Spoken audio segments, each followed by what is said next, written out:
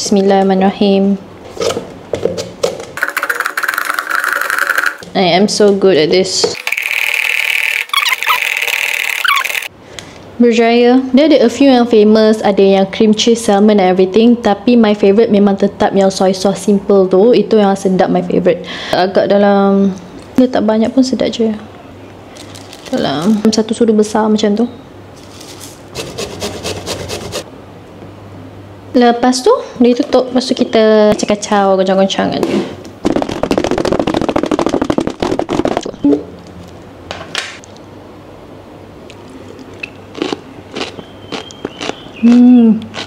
Saya memang suka version yang ni.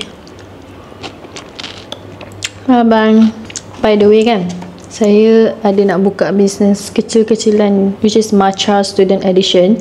Saya nak jual matcha, harga murah je, under RM10. Semuanya murah sebab dia student edition.